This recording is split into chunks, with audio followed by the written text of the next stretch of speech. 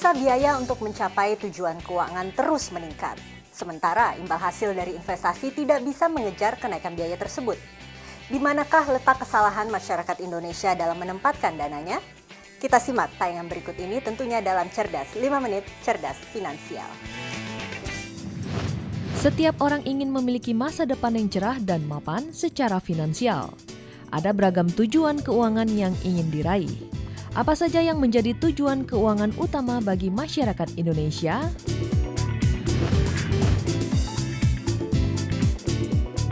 Manulife Asset Management's latest report in our Aging Asia research series titled One Step Forward, Half a Step Back, Meeting Financial Goals in Asia looks closely into this topic.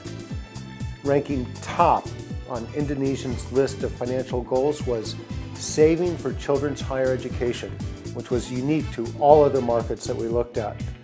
This was followed by retirement and saving for a rainy day. It's not a surprise that saving for children's higher education was top.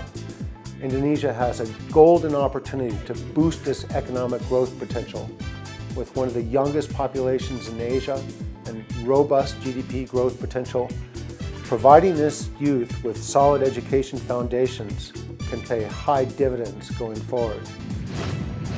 Namun, masih banyak yang belum memahami bagaimana bisa mencapai tujuan keuangan tersebut, sehingga mereka seringkali salah dalam menempatkan dana mereka.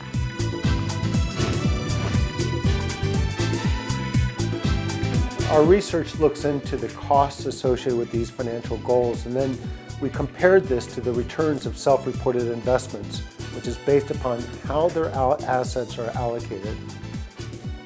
The costs associated with these financial goals, they're rising. Here in Indonesia, they're rising 11.1% per annum, but portfolios are only delivering an average of 4.5%, resulting in a shortfall of 6.6%. What was the most alarming was that Indonesians are allocating 48% into cash. That's the highest that we observed in Asia. Savings or bank deposits delivered average returns of just around 5% a year in Indonesia over the past 5 years. Indonesians should be aware that their high level of cash holdings is the key factor compromising investors' abilities to generate returns that are level or ideally surpass the cost associated with their financial goals.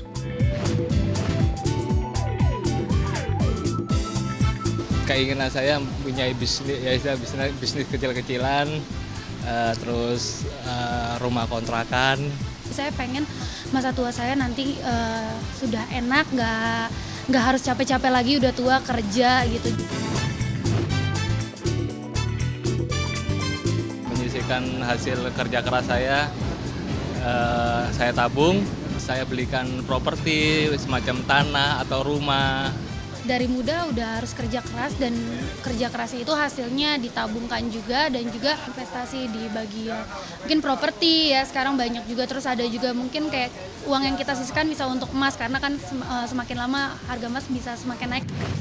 Lalu, apa yang seharusnya masyarakat Indonesia lakukan dalam mencapai tujuan keuangan mereka?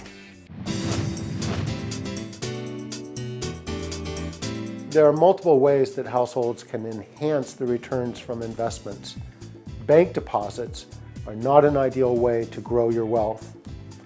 For those that have more time to build up their wealth pool, start a regular savings habit.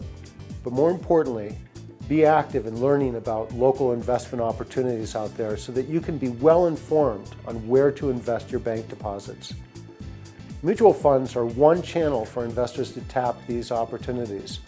And investing in mutual funds is much more affordable than many people may assume. Talk to a professional for further advice. Pemirsa, untuk mencapai tujuan keuangan di masa depan, Anda perlu menempatkan dana Anda di jenis instrumen investasi yang tepat. Mencari tahu jenis instrumen investasi merupakan solusi yang tepat untuk mencapai tujuan keuangan Anda. Saya Chandra Dewi, Cerdas 5 Menit, Cerdas Finansial. Sampai jumpa. Dipersembahkan oleh